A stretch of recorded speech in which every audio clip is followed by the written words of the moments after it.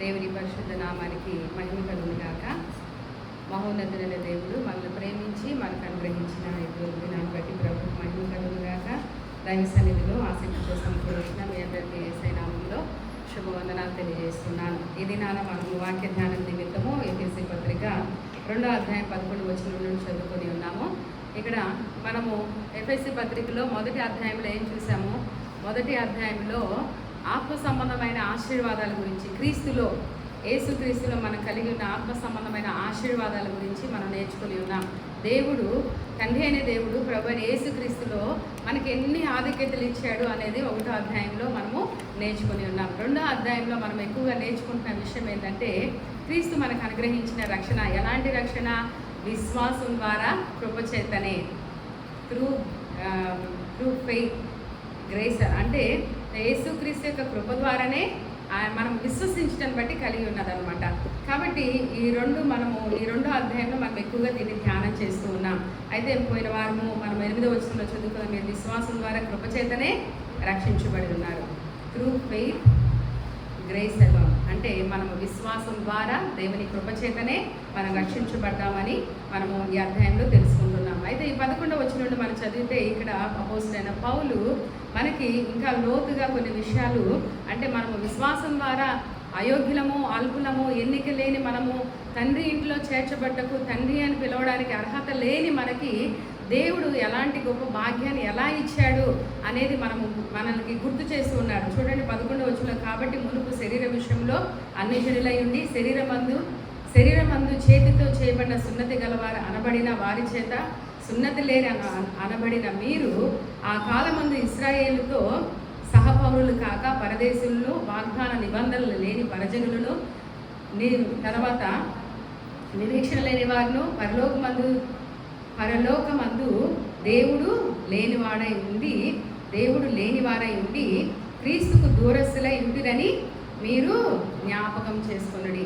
ఈ 3 వచనాల్లో 1 నుండి 3 వచనం అయినను, తర్వాత 13 వచనం అయినను, మునుపు దూరస్తులైన మీరు ఇప్పుడు క్రీస్తు యేసునందు క్రీస్తు రక్తం వలన ఏమయ్యామంట?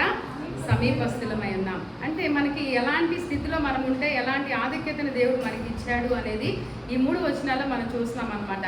కాబట్టి మనము బైబిల్ని అర్థం చేసుకుంటూ అక్కడ ఉన్న పరిస్థితిని కూడా, సందర్భాలను కూడా బాగా అర్థం చేసుకోవాలి. యేసు ప్రభు ఎవరిలో జన్మించాడు? ఆయన యూదా జాతిలో జన్మించాడు. ఆయన యూదుడిగా జన్మించాడు, ఒక భారతీయుడిగా జన్మించలేదు, లేకపోతే ఒక అమెరికన్గా జన్మించలేదు, లేకపోతే ఇంకా ఏదేదో దేశం కాదు. ఆయన ఒక యూదుడిగా జన్మించడం మనం చూస్తున్నాం. అంతేకాకుండా అబ్రహామును బట్టి, అబ్రహాముకు దేవుడిచ్చిన వాగ్దానాన్ని బట్టి, ఇశ్రాయేలుకు దేవుడిచ్చిన వాగ్దానాలను బట్టి, ఇశ్రాయేలు ప్రజలకు ఆయన ఇచ్చిన ఆధిక్యతలను బట్టి వారు బహుగా గర్విస్తూ, మేము అబ్రహాము సంతానం అని చెప్పేసి దాన్ని బట్టి బహుగా గర్వించేవాళ్ళు అనమాట. కాబట్టి యూదులు అని చెప్పుకోవడానికి వాళ్ళు చాలా గర్వించడమే కాకుండా పరజనులను, అన్ని జనులు వాళ్ళు ఎలా చూసేవారని మనం చదువుకుని ఎన్నోసార్లు మీకు చెప్పాను. ఎలా పోల్చేవారంటే, ప్రతిరోజు యూదులు ఏమని ప్రార్థన చేస్తారని చెప్పాను, పురుషులు, ప్రభువా నన్ను ఒక అన్ని జనునిగా కానీ, అంటే నన్ను యూదులో పుట్టించినందుకు వాళ్ళకి ఎంత అతిశయమో చూడండి. లేకపోతే ఒక కుక్కగా కానీ, లేకపోతే ఒక స్త్రీగా కానీ, అంటే ఆ దినాల్లో చూశారు. కాబట్టి మనము ఈ విషయాలు ఆలోచన చేస్తే వారి యూదా మతాన్ని బట్టి వారికి చాలా రోషం ఉండేది. దాన్ని బట్టి వారికి చాలా మేము యూదులం అనే ఒక గర్వము వారికి ఉందని మనకి స్పష్టంగా అర్థమవుతుంది అనమాట. కానీ బైబిల్ గ్రంథంలో ఎన్ని చూసినా, ఫర్ ఎగ్జాంపుల్ మీకు ఒక ఉదాహరణ చెప్తాను. ఒక సందర్భంలో ఫిలిస్తీన్లో ఉన్న గొలియాతును చంపడానికి అందరూ భయపడుతూ ఉంటే, దావీదు అన్నలు కూడా సైన్యంలో ఉన్నారు. కానీ దావీదు వారికి అన్నం తీసుకోవడానికి వెళ్ళినప్పుడు తను తెలుసుకుంటాడు, అందరూ ఒక ఫిలిస్తీయుడైన వ్యక్తికి భయపడుతున్నారని తెలిసి ఒక మాట అంటాడు, అరే సున్నతి లేని ఫిలిస్తీనిగా ఇంత అంటే సున్నతి పొందిన మేము, యూదులు, మేము మా పక్షాన, వాళ్ళ ఉద్దేశం ఏంటంటే, మా పక్షాన దేవుడు ఉన్నాడు, మేము దేవుని జనము, మేము దేవుని సంతానము, దేవుడు మాకు వాగ్దానం చేస్తాడు, దేవుడు మా పట్ల అద్భుతాలు చేస్తాడు అనే గొప్ప విశ్వాసంతో కూడిన ఒక ఇది వాళ్ళకు ఉండేదన్నమాట. కాబట్టి మనము గ్రహించాల్సిన విషయం ఏంటంటే,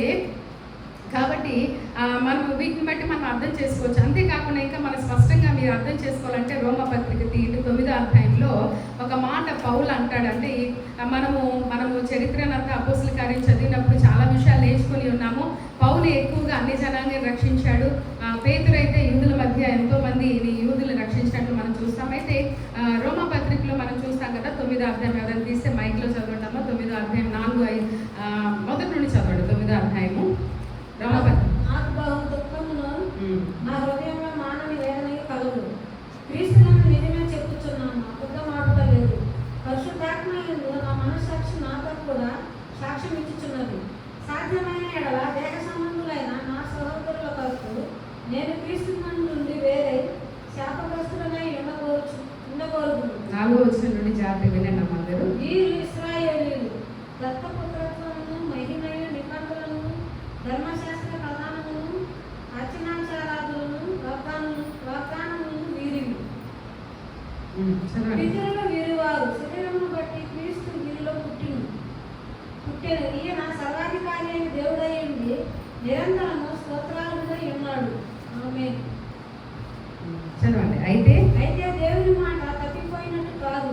ఇశ్రాయేలు సంబంధులందరూ ఇశ్రాయేలీయులు కాదు. అబ్రహాము సంతానమైనంత మాత్రం చేత అందరూ పిల్లలు కాదు. కానీ ఇస్సాకు వలనైనది నీ సంతానం అనబడును. అనగా శరీర సంబంధమైన పిల్లలు దేవుని పిల్లలు కాదు, కానీ వాగ్దాన సంబంధమైన పిల్లలు సంతానం అని ఎంచబడును. చాలండి. ఈ వాక్యాన్ని చదివించడానికి కారణం ఏంటంటే మనకి 4వ వచనంలో స్పష్టంగా పౌలు అంటున్నాడు, దేహ సంబంధమైన నా సహోదరుల కోసం నేను ఏమంటాడు ఒక మాట 3వ వచనంలో, అవసరమైతే దేహ సంబంధుల నా సహోదరుల కోసం నేను క్రీస్తు నుండి వేరే శాపగ్రస్తులను కోరుచున్నాను. అంటే ఆ యూదా ప్రజలు దేవుని యొక్క ప్రణాళికను అర్థం చేసుకోవడం బట్టి వారి గురించి తన వేదనతో అంటున్నాడు. ఇంకా ఈ యొక్క మాట మనం అర్థం చేసుకుంటే 4వ వచనం చెప్తున్నా అంటే వీరు ఇశ్రాయేలీయులు. ఎవరు? యూదులు. దత్తపుత్రత్వమును, మహిమయు, నిబంధనలు, ధర్మశాస్త్ర ప్రధానములను, అర్చనాచారాలను, వాగ్దానములను వీరి. అంటే దేవుడు వాగ్దానాలు కానీ, నిబంధనలు కానీ, ఆశీర్వాదాలు కానీ అందరికి ఎవరికి పలికాడు? యూదులకు పలికాడు. మనం కాదు. అర్థమవుతుందండి? యూదా జనంగాని దేవుడు ప్రత్యేకించుకున్న జనం వారు. దేవుడికి వారి పట్ల ప్రత్యేకమైన ప్రణాళిక ఉంది, ఒక గొప్ప ఉద్దేశం వారి పట్ల ఉందన్నమాట. అయితే ఇక్కడ ఒక మంచి స్పష్టత ఇస్తున్నాడు. కాబట్టి చెప్తున్నాడు కదా, పితరులు వీరివారు, శరీరం బట్టి క్రీస్తు వీరిలో పుట్టెను. ఈయన సర్వాధికారి దేవుడైన నిరంతరం శరీరాన్ని బట్టి దేవుడు వారిలో పుట్టాడు కాబట్టి పితరులందరికీ ఆయన దేవుడు కాబట్టి వాళ్ళు అతిశయించారు. అయితే ఇక్కడ ఒక మాట చెప్తున్నాడు అబ్రహాము, అయితే దేవుని మాట తప్పిపోయినట్టు కాదు, ఇశ్రాయేలు సంబంధులందరూ ఇశ్రాయేలీలు కాదు అని చెప్తున్నాడు. అంటే ఈ యొక్క మాటల ఉద్దేశం ఏంటంటే దేవుడు తన శిలువ రక్తం ద్వారా మన ఉభయలు ఒక్కరిగా చేసి ఆయన ఎందుకు విశ్వసించి వారు అందరూ కూడా ఇశ్రాయేలు అయ్యే భాగ్యం దయచేశాడు. దేవునికి స్తోత్రం చెప్తావా? హల్లెలూయా. ఇశ్రాయేలు అంటే దేవుని పిల్లలు. ఒకప్పుడైతే వారు మాత్రమే, యూదులు మాత్రమే, కానీ ఇప్పుడైతే విశ్వసించిన మనందరికీ కూడా ఆయన పిల్లలు అయ్యే గొప్ప అధికారాన్ని దేవుడు అనుగ్రహించాడు అనమాట. అందుకే అంటున్నాడు, అబ్రహాము సంతానమైన చేత మీరు అందరూ కూడా పిల్లలు కాదు, శరీర ఇస్సాకు వల్లైనదే సంతానం అనబడినట్లుగా ఎవరైతే శరీరాన్ని, అంటే పౌలు ఇక్కడ ఏం చెప్తున్నారంటే శరీరాన్ని బట్టి పుట్టినందున, అయితే అబ్రహాము నుండి వచ్చినంత మాత్రాన మీరు దేవుని పిల్లలు కానేరరు, కానీ ఆత్మ మూలంగా పుట్టిన మీరే దేవుని పిల్లలు అవుతారు. దాని మర్మం మీకు అంతకుముందు కూడా చెప్పాను. ఇస్సాకు ఆత్మ మూలంగా పుట్టినవాడు. ఇంకా చెప్పాలంటే గర్భం ఉడికిపోయిన తర్వాత ఇద్దరు ఇంకా పిల్లలు కనే పరిస్థితి కానప్పుడు దేవుడే స్వయంగా పుట్టించాడు. అది కూడా కాక వాగ్దానాన్ని బట్టి పుట్టాడు, ఆత్మ మూలంగా పుట్టాడు, దాన్ని ఆత్మతో పోలుస్తున్నాడు. కాబట్టి మనం అందరం కూడా ఇస్సాకు లాంటి వారం. ఎలాంటి వారని చెప్పండి? ఇస్సాకు లాంటి వారు. అంటే అర్థం అవడానికి చెప్తున్నాను, మనం అందరం కూడా ఆత్మ మూలముగా దేవుని కుటుంబంలో చేర్చబడిన వారము. మనము అందరం కూడా శరీరమును బట్టి కాదు, కానీ వాగ్దానమును బట్టి దేవుని కుటుంబంలో చేర్చబడే భాగ్యాన్ని దేవుడు మనకి ఇచ్చాడు. ఇవన్నీ ఆలోచన చేస్తే దేవునికి మనం ఎంత కృతజ్ఞత చెల్లించాలో. చాలాసార్లు మన స్థితిని మర్చిపోతాం. మనం ఎక్కడ వారం, ఎచ్చటి వారము. దేవుని కుటుంబంలో కూర్చోడానికి, ఆయన తండ్రి అని పిలుచుకోవడానికి మనకి యోగ్యత, అర్హత లేదు వాస్తవానికి. కానీ ఆ గొప్ప దేవుడు మనకి ఆధిక్యతను అనుగ్రహించాడు అనమాట. అది నాన్న ఇశ్రాయేలు సున్నతి లేని వారిని చూస్తే ఏమనేవారు? వీరు సున్నతి లేని వారిని చిన్న చూపు చూసేవారు. అందుకే ఇక్కడ అంటున్నాడు కదా, మనం చదువుకున్న ఎఫెసీ పత్రికను అర్థం చేసుకోవాలంటే, కాబట్టి మునుపు శరీర విషయంలో అన్ని జనులైంది, శరీరమందు చేతితో చేయబడిన సున్నతి గలవారు అనబడిన వారి చేత మీరు సున్నతి లేని వారు, అంటే సున్నతి పొందిన వారు సున్నతి లేని వారిని సున్నతి లేని వారని చిన్న చూపు చూసేవారంట. ఆ కాలమందు ఇశ్రాయేలుతో సహపౌరులు. మనకి ఏమేమి ఆధిక్యతలు లేవో చెప్తున్నాడు చూడండి. మనము క్రీస్తులో చేర్చబడక ముందు మనకి ఏ ఆధిక్యత లేదు? పౌరసత్వం లేదు. ఇంకా ఏం లేదని చెప్తున్నాడు? మనం పరదేశులుగా ఉన్నామని చెప్తున్నారు. తర్వాత వాగ్దాన వడంబడికలు, అలాగే వాగ్దాన వడంబడికలు కానీ విషయంలో మనము పరాయి వారిగా ఉన్నాము. తర్వాత దేవుడు లేని వారిగా ఉన్నాము. అదే చెప్తున్నాడు 12వ వచనంలో, ఆ కాలం మంది ఇశ్రాయేలుతో సహపౌరులు పౌరులం, అంటే పౌరసత్వం లేదు. మనం ఎలా ఉన్నాము? పరదేశులుగా ఉన్నాము. వాగ్దాన నిబంధనలు లేని పరజనులుగా ఉన్నాము. ఇంకా ఎలా ఉన్నామంట? నిరీక్షణ లేని వారిగా ఉన్నాము. లోకమందు దేవుడు లేని వారిగా ఉన్నాము. అంటే ఇది మన జీవితాన్ని ఒకసారి పోల్చుకోండి. మనందరం కూడా ఒకప్పుడు పరలోక పౌరసత్వం మనకుందా? ఇప్పుడైతే ఉంది. ఇప్పుడైతే ప్రభువుని అంగీకరించాం, మన కుటుంబంలో చేర్చబడ్డాం, ఆయన తండ్రి అని పిలుస్తున్నాం. కాబట్టి మనకి ఇప్పుడు ఏముంది? మన పౌరస్థితి పరలోకంలో ఉన్నదనే నిరీక్షణతో ఈ లోకంలో ఎన్ని శ్రమలు, ఇబ్బందులు, కష్టాలు కలిగినా కూడా మనము మన పౌరస్థితి పరలోకం అందుంది. ఆ రాజ్యం కోసమని మనం ఎంతో ప్రయాస పడుతున్నాము. దాని తర్వాత ఒకప్పుడు మనము పరదేశులుగా ఉన్నాం అన్నమాట. దేవుని మనము పరలోక సంబంధమైన బిడ్డలుగా లేము, కానీ పరదేశులుగా ఉన్నాము. ఆ తర్వాత వాగ్దాన వడంబడికల్లో పరాయవారంగా ఉన్నాము. దేవుడు ఇచ్చిన వాగ్దానాలు, ఇశ్రాయేలు ప్రజలకు ఆయన ఇచ్చిన వాగ్దానాలు, ఇశ్రాయేలు ప్రజలకు ఆయన ఇచ్చిన ఆశీర్వాదాల విషయంలో మనం పరాయవారిగా ఉన్నాము. అది మనకు కాదు అన్నట్లుగా మనం ఉన్నాము. అంతేకాదు నిరీక్షణ లేని వారంగా ఉన్నాము, దేవుడు లేని వారిగా ఉన్నాము. ఇది మన జీవితం ప్రభువుని అంగీకరించుకుంది. ఎప్పుడైనా ఆలోచన చేశారా? కాబట్టి ఇప్పుడైతే క్రీస్తు యేసునందు మనం 13వ వచనంలో ఒక అద్భుతమైన మాట చెప్తున్నాడు. అయినను మునుపు దూరస్తులైన మీరు ఇప్పుడు క్రీస్తు యేసునందు క్రీస్తు రక్తం వల్ల సమీపస్తులై ఉన్నారు. దేవునికి స్తోత్రం, హల్లెలూయా. మనం అందరం దేవునికి ఎలా సమీపస్తులమయ్యామండి? క్రీస్తు యేసుని బట్టి, ఆయన రక్తమును బట్టి. రక్తంలో ఏముంది చెప్పండి? పాత నిబంధనలు మన చదివితే రక్తంలో ప్రాణం ఉంది. అంటే యేసయ్య తన ప్రాణం ఇచ్చి మనల్ని దూరంగా ఉన్న మనల్ని కూడా సమీపస్తులుగా చేసుకొని ఆయన ఇంటిలో చేర్చబడే గొప్ప భాగ్యాన్ని మనకి ఇచ్చాడు. దేవునికి స్తోత్రం చెప్దామా? హల్లెలూయా. అర్థమైన వారందరూ దేవునికి స్తోత్రం చెప్దామా? హల్లెలూయా. ఎంత గొప్ప ఆధిక్యత అండి. మనము ఒక అన్యజనులు, అంటే ఒక దేవుని ఇంట్లో చేర్చబడ్డకి అర్హత లేని వారము, వీధిలో తిరగవలసిన కుక్కతో సమానమైన బ్రతుకులు మనవి. ఆయనను, ఆయన ఇంటిలో, ఆయన బలలో పాలు పొందుకునే గొప్ప ఆధిక్యతలు దేవుడు మనకి ఇచ్చాడు. మరి ఏం చూసుకోనండి మనకి గర్వము? మనకి ఇచ్చిన కలిగి ఉన్న ఆధిక్యతలన్నీ ప్రభు అయిన యేసుక్రీస్తు మనకి అనుగ్రహించకపోతే, ఆయన మన కొరకు రక్తం చిందించకపోతే, ఆయన మనం వెలపెట్టి విమోచించకపోతే, ఆయన మన కొరకు ప్రాణం పెట్టి తన జీవాన్ని పెట్టి తన జీవాన్ని మనలో ఉంచకపోతే మన జీవితాలు ఏ పాటిని? ఎంత గొప్ప ఆధిక్యత దేవుడు మనకి ఇచ్చాడు. కాబట్టి ఈ మన ఒక్క విశ్వాసం ద్వారా, ఈ మాట విశ్వాసం ద్వారా కృపచేత మనం రక్షించబడ్డాం. Faith in God change entire our life. అంటే క్రీస్తునందు మన విశ్వాసం ఉంచడాన్ని బట్టి మన జీవిత విధానమే మారిపోయింది. ఎక్కడో దూరస్తులం, ఎక్కడో పనికిరాని వారు, ఎక్కడో మనము దేవునికి అసలు ఆయన కుటుంబంలో ఉండటకు యోగ్యత లేని మనల్ని దేవుడు కేవలం ఆయన విశ్వాసం ఉంచుతుందనేది ఆయన కృప చూపించి ఇట్టి భాగ్యాన్ని మనకు దయచేశాడు అనమాట. కాబట్టి అదే మనకి పౌలు చెప్తున్నాడు. 14వ వచనంలో అంటున్నాడు కదా, ఆయన మన సమాధానమైంది, మీకును మాకును ఉండిన ద్వేషం అనగా విధి రూపకమైన ఆజ్ఞలు గల ధర్మశాస్త్రము తన శరీరం అందు కొట్టివేయడం చేత మధ్య గోడను పడగొట్టి మన ఉభయులను ఏకం చేశాను. ఇక్కడ ఒక అద్భుతమైన సందేశాన్ని మనం చూస్తున్నాం. ఇప్పుడు దేవుడు క్రీస్తులు మనం అందరం ఏమై ఉన్నాం చెప్పండి? ఏకమై ఉన్నాం. ఎలాగా అంటే స్పిరిచువల్ బ్లెస్సింగ్స్ గురించి మనం విన్నాం. ఇప్పుడేమో దేవుడు ఇచ్చిన రక్షణ భాగ్యాన్ని గురించి మనము ఈరోజు ధ్యానం చేస్తున్నాం అన్నమాట. చూడండి, ఒకప్పుడు రక్షణ గురించి మనం అపోస్తల కార్యాలు చదువుకున్నాము.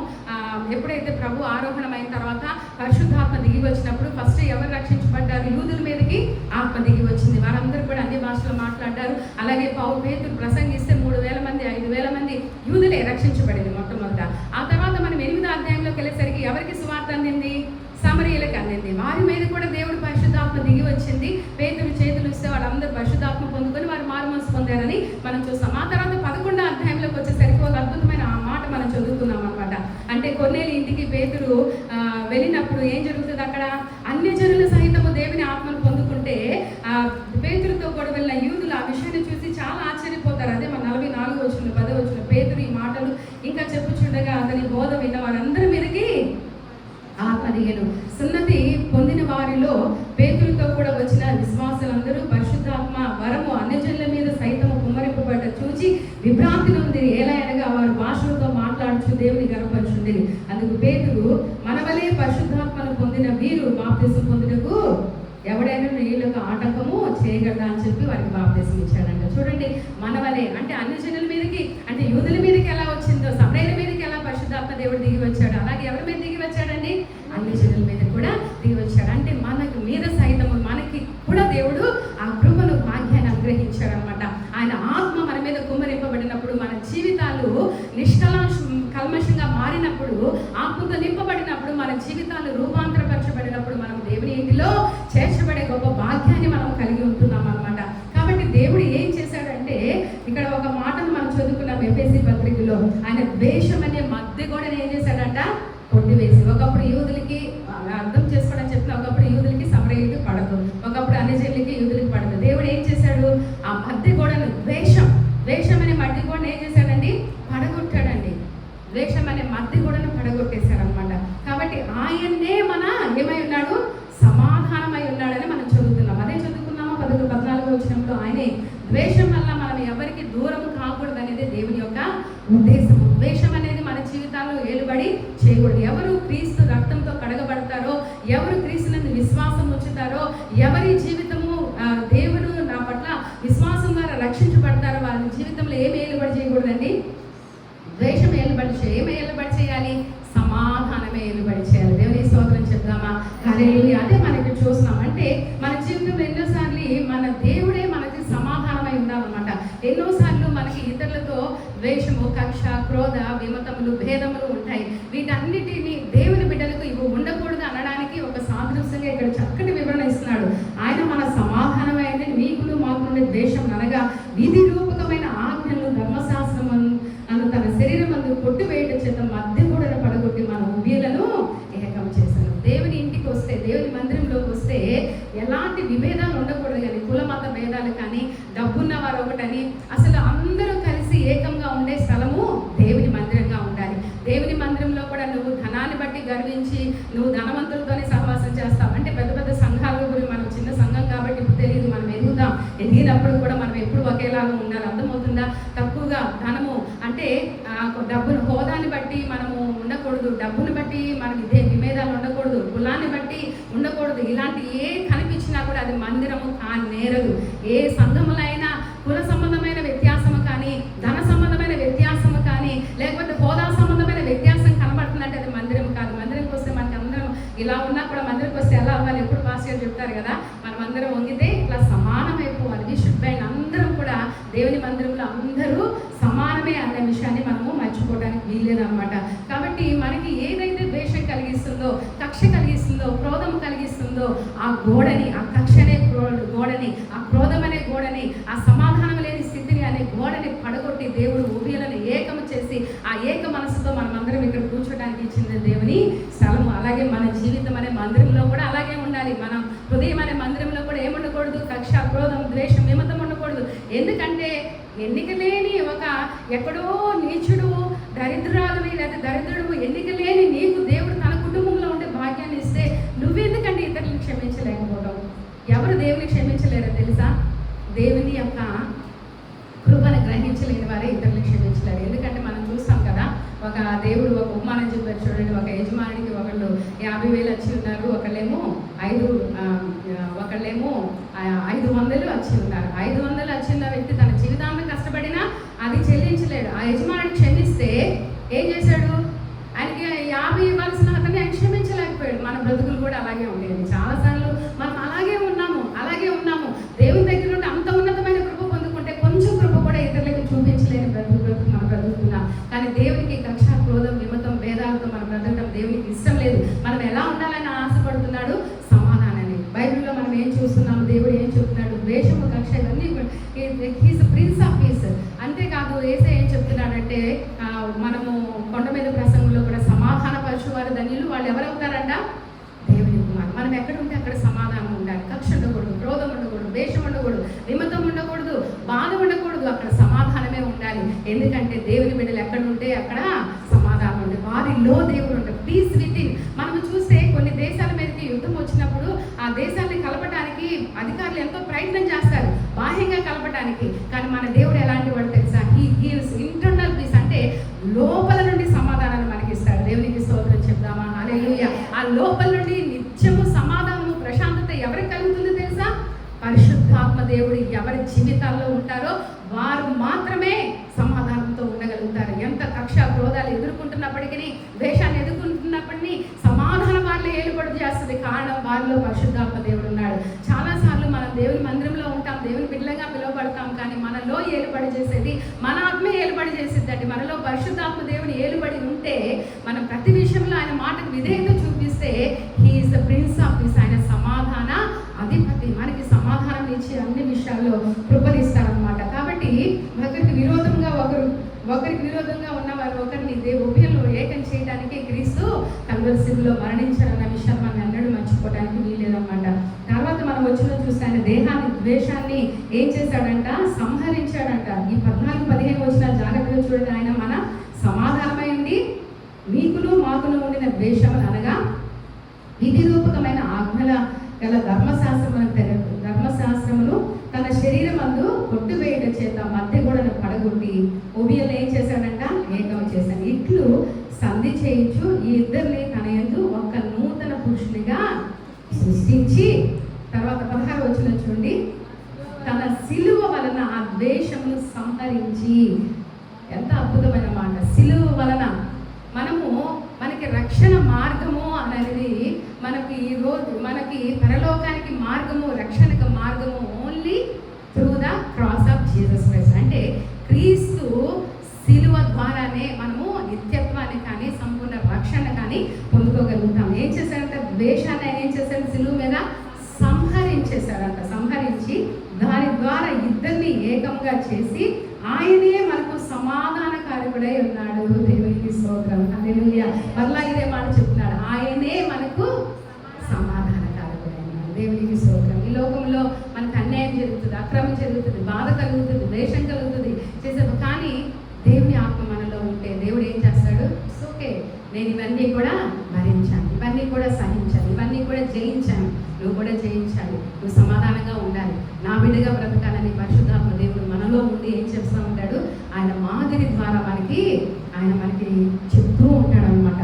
కాబట్టి ద్వేషాన్ని సంహరించాడు అలాగా సిలువ ద్వారా. Cross is the only way to get to God. మనం దేవుని చేరుకోవడానికి ఆ సిలువ ఒక్కటే మనకి కాదన్నమాట.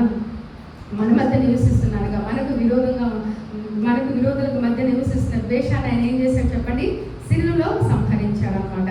కాబట్టి మానవ మార్గాలు గుండా వెళ్తే మనకి ఏం కలుగుతుందండి, మానవ ఆలోచనల ప్రకారం మానవ మార్గాలు గుండా వెళ్తే మనకు అన్యాయం చేసిన వారిని క్షమించగలుగుతామా, మనకు అన్యాయం చేసిన వారిని ద్వేషించకుండా ఉండడం, మనకు నమ్మక ద్రోహం చేసిన వారిని మనం క్షమించుకుంటాం, మనము వారిని మనకు నమ్మక ద్రోహం చేసిన వారిని మనం పగ తెచ్చుకోకుండా ఉంటామా, మానవ మార్గంలో గుండా వెళ్తే. కాబట్టి కానీ మనము దైవ మార్గంలో ఉండాలని, పరిశుద్ధాత్మ ద్వారా నడిపించబడాలనేది దేవుని యొక్క ఉద్దేశం. మనం దేవుని యొద్ద నుండి ఏ మంచి పొందుకోవడానికి అర్హత లేని వారైనా పుట్టిన దేవుడు మనకు అనుగ్రహించాడన్న విషయాన్ని మనం నమ్మితే, దేవుడు అసలు ఆయన దగ్గర నుండి ఇంత కృప పొందుకోవడానికి మనకి అర్హత లేదు, అర్హత లేని మనకి ఇంత భాగ్యాన్ని ఇచ్చాడు దేవుడు. అంతేకాదు మన పాపాలని మనం ఒప్పుకొని మన క్షమాపణ దేవుడు అడిగితే ఆయన ఉచితంగా మనకి ఏమి ఇస్తున్నాడు, రక్షణ ఇస్తున్నాడు. ఇదంతా కూడా గొప్ప భాగ్యం అన్నమాట.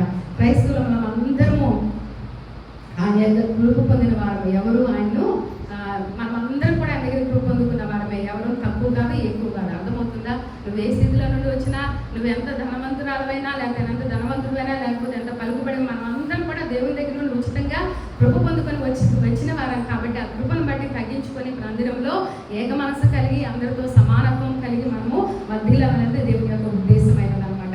కాబట్టి మనం ఆలోచన చేస్తే మనం అందరం కూడా ఏ భేదం లేదు, అందరూ పాపం చేసి ఎవరు తక్కువ కాదు, ఎవరు ఎక్కువ కాదండి. అందుకే రోమపత్రిక 3వ అధ్యాయం ఒకసారి చూడండి. 3వ అధ్యాయం 20 నుండి 23 వచనాలు చూస్తే పౌలు చక్కగా దాన్ని వివరిస్తాడు.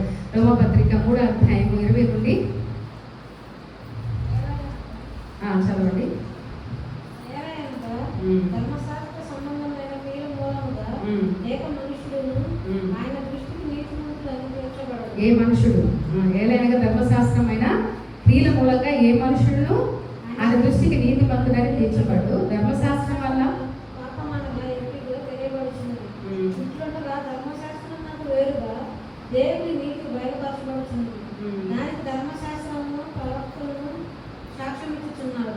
అది యేసుక్రీస్తు నందు విశ్వాసం మూలమైనది నమ్మువారందరికీ కలుగు దేవుని నీతి అయి ఉన్నది. చాలా ఏ భేదం లేదు, అందరూ పాపం చేసి దేవుడు అనుగ్రహించిన మహిమను పొందలేక పోతున్నారు. అంటే ఇక్కడ మనం గ్రహిస్తే చూడండి, విశ్వాసం మూలమైనదై మనం అందరం కూడా క్రీస్తు యేసునందు విశ్వాసం మూలదై నమ్ము ప్రతి వారికి దేవుడు ఇస్తున్న నీతియే కానీ మన క్రియల వలన అయిందేమీ కాదనమాట. కాబట్టి మనం అందరం కూడా ప్రభు సన్నిధిలో అందరము ఆయన దగ్గర నుండి కృప పొందుకొని ఈ స్థితిలో ఉన్నవారమే. కాబట్టి మనము ఎవరిని ఎక్కువగా తక్కువగా చూడక ప్రభుని స్తుతిస్తూ దేవుడు ఇచ్చిన ఆధిక్యతను బట్టి ప్రభువుకు కృతజ్ఞులై జీవించడం చాలా ప్రాముఖ్యం అనమాట.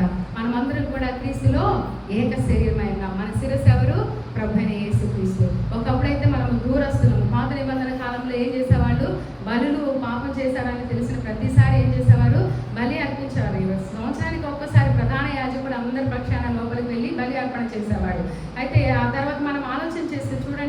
బలి అర్పణ అంటే తన కోసం తను ప్రాయశ్చిత్తం చేసుకునేవాడు, ప్రజల కోసము చేసేవాడు. కానీ మన జీవితంలో ఎందుకంటే తను కూడా మానవుడే కాబట్టి, కానీ దేవుడు లోపలికి వెళ్ళే ఆధిక్యత అందరికీ లేదు. ఆ దినాల్లో అసలు బలిపీఠం దగ్గరికి వెళ్ళే ఆధిక్యత లేదు.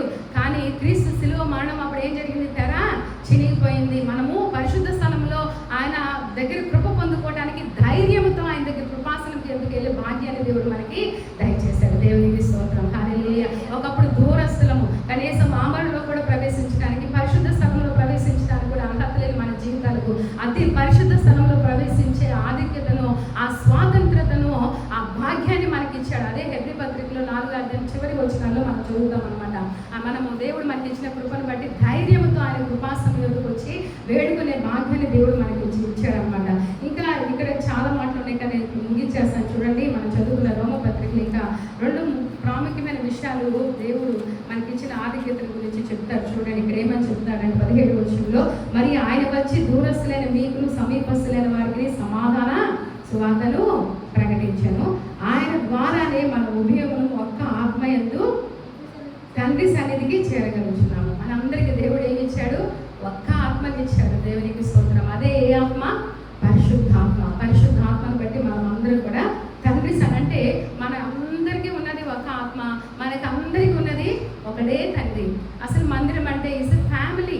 దేవునికి స్తోత్రం చెప్తాం. హల్లెలూయా. అంతేకాదు ఇక్కడ ఇంకా వివరిస్తున్నారు చూడు. కాబట్టి మీరు ఇక మీదట పరజనులను పరదేశులను ఉండక పరిశుద్ధులతో ఏక పట్టణస్థులు దేవుని ఇంటి వారై ఉన్నారు. ఇప్పుడు మనం పరజనులం కాదు, పరదేశులం కాదు, పరిశుద్ధ పట్టణమైన దేవుని ఇంటిలో ఏమై ఉన్నామంట? మనము పట్టణంలో దేవుని ఇంటి వారమై ఉన్నామంట. మనం అందరం ఎవరి ఇంటి వారమండి? దేవుని ఇంటి వారం. Jesus is our father, we are the family members. అంటే మనం అందరం కూడా ఆయన కుటుంబ సభ్యులము. We belongs to God's family. అంటే మనము దేవుని కుటుంబంలో సభ్యులుగా. ఒక్కోసారి భూలోకంలో ఆలోచన చేస్తే చాలా మందికి మంచి కుటుంబం ఉండదు కదా, మంచిగా బాధ్యత కలిగి చూసుకునేవారు ఉండకపోవచ్చు, ప్రేమించేవారు ఉండకపోవచ్చు. కానీ మనం బాధపడిన అవసరం లేదు. అందుకే దేవుని బిడ్డలమైన మనం ఎన్నడూ అనాథలం కాదు. ఎందుకు? We belongs to family of God. మనము దేవుని కుటుంబానికి చెందిన వారము. ఆయన మన తండ్రి, ఆయన మన తల్లి. ఇక్కడ ఉన్న వారు అందరూ ఎవరు చెప్పండి? సహోదర సహోదరులు. దేవునికి స్తోత్రం చెప్తామా? హల్లెలూయా. క్రీస్తు యేసులో తర్వాత కింద వచనంలో కూడా ఇంకో మాట చెప్తే, క్రీస్తు యేసే ముఖ్యమైన మూలరాయి అయి ఉండగా అపోస్తలులను ప్రవక్తలను వేసిన పునాది మీద మీరు కట్టబడ్డది. క్రీస్తు యేసే ముఖ్యమైన మూలరాయి. ఆయన ఒక మూలరాయి పెట్టిన తర్వాత ఆ రాయి మీదే అన్ని రాయిలు అటాచ్ అయ్యి కట్టబడతాయి. కాబట్టి మనమందరం మనం రక్షించింది ఒక అపోస్తలే కావచ్చు, ఒక సేవకుడే కావచ్చు, లేకపోతే ఒక మిషనరీయే కావచ్చు. కానీ మనం అందరము మన మూలరాయి ఎవరు? ఎవరి ద్వారా రక్షించబడ్డాము? క్రీస్తు యేసు ద్వారా. అన్న విషయాన్ని మనం మర్చిపోవాలి. ప్రతి కట్టడము ఆయనలో చక్కగా అమర్చబడి ప్రభువునందు పరిశుద్ధమైన దేవాలయం అగుటకు వృద్ధి పొందుచున్నది. ఆయనలో మీరు కూడా ఆత్మ మూలంగా దేవుని నివాసమై ఉండుటకు కట్టబడుచున్నారు. దేవునికి స్తోత్రం. ఎంత అద్భుతమైన మాటలు ఒక్కొక్కటి ధ్యానం చేస్తే. లాస్ట్ మాట ఏం చెప్తున్నాడు? ఆయనలో మనము కూడా ఆత్మ మూలముగా దేవుని నివాస స్థలమై ఉండుటకు కట్టబడుచున్నామంట. ఎంత అద్భుతమైన మాట. రోమ పత్రిక 12:18 ఒక మాట ఉందని చదువుకొని మనం ఆరాధన చేసుకున్నామండి. చూడండి, దేవుని మూలంగా అంటే ఆత్మ మూలంగా ఆయన మనల్ని ఏం చేస్తున్నాడు? ఆత్మ మూలంగా ఆయనలో మనం అందరం ఏమవ్వాలంట? కట్టబడాలంట. నీలో ఇంకా ఎవరి మీదైనా ఏముండకూడదు? ద్వేషం ఉండకూడదు. మనము పరిపూర్ణంగా మారాలి. ఇంట్లో దేవుని ఇంట్లో ఉండాలంటే, దేవునితో సమాధానం కలిగి ఉండాలంటే అలా ఉండాలి. రోమపత్రిక 12:18 ఏమనుంది? శక్యమైతే సాధ్యమైనంత వరకు అందరితో ఎలా ఉండాలంట? సమాధానంగా. నేను సమాధానంతో ఐక్యత కలిగి ఉండాలని దేవుడు ఎంతో వేదన చెందాడనమాట. దేవుడు ఎంతో వేదన ఎందుకు చెందాడంటే నేను ఐక్యత. చూడండి, ఒక తల్లిదండ్రులకి ఒక 4 పిల్లలు ఉంటే ఆ పిల్లలు ఒకరి పట్ల ఒకరు సమాధానం కలిగి లేకపోతే ఆ తల్లిదండ్రులకి ఎలా ఉంటుందండి? వారిని ఐక్యం పరిచయకు చాలా వేదన వారికి కలుగుతుంది అనమాట. అలాగే దేవుడు మనం ఐక్యత కలిగి నివసించుట కొరకే ఆ సిలువలో ఆయన అంత వేదన చెందాడు. మరి మనం ఆ ఐక్యతను కాపాడుకుంటున్నామా? ఆ దేవుడు ఇచ్చిన సమాధానాన్ని ఎలుబడి చేయటకు మనం ప్రయత్నం చేస్తున్నామా? మనం దేవుని నమ్ముకున్న తర్వాత కూడా ఇతరులతో కక్ష, క్రోధము, విమతములు, భేదములు పెట్టుకొని మన హృదయంలో కల్మషం చేసుకుంటూ ఉంటే ఆయనకి ఎంత నొప్పి కలిగింది. నేను మొన్న విన్నాను. అంటే మన సీఎం గారు, అంతకుముందు సీఎం గారు ఉన్నారు కదా, జగన్ గారు చెల్లిని సమాధానపరచడానికి వారిద్దరు సమాధాన పడడానికి ఒక చోట కూడుకుంటారు. నా తల్లి బాధ మనసు ఎంతో వేదన ఉంటుంది. ఎవరి విషయంలో అయినా సరే తల్లిదండ్రులకి ఎలా ఉంటుంది చెప్పండి, ఎవరైనా సమాధానం లేకపోతే బాధ అనిపిస్తుంది అనమాట. కాబట్టి ఎవరి విషయంలో అయినా సరే దేవుడు కూడా పరలోకముందున్న మన తండ్రి మనం ఎలా ఉండాలని ఆశపడుతున్నాడు, ఐక్యత కలిగి సమాధానాన్ని కాపాడుకుంటూ దేవుని సాక్షులంగాను ఉండాలని ఆయన ఆశపడుతున్నారు అనమాట. యోహాను సువార్త 17:21 ఏమని ఉంటుందంటే, తండ్రి ఆ యేసు ప్రభు విజ్ఞాపన ప్రార్థన 17 ఉంటుంది. ఆయన ఏమొచ్చు, తండ్రి నీవు నేను ఏకమై ఉన్నలాగున ఆ ఒక్క మాట చదువుకుందాం, మనం ఆరాధన చేసుకుందామండి. యోహాను సువార్త 17:21 చదవండి. 17:21.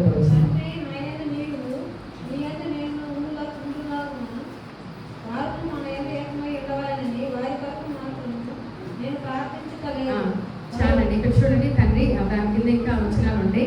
నీవు నేను ఏకంగా ఉండలాగన నీవును వారును నేను కూడా మనం కూడా ఏకంగా ఉండాలని. అంటే తండ్రి ప్రభు యేసుక్రీస్తు తండ్రి ఎలా ఏకంగా ఉన్నారో అలాగే మనము కూడా దేవునితో అలా ఏకంగా సమాధానంగా ఉండాలని యేసుక్రీస్తు ఏం చేస్తున్నాడు, మన కొరకు విజ్ఞాపన చేస్తున్నాడు. కాబట్టి అటు ఆత్మను మనం కలిగి ఉన్నట్లుగా మనం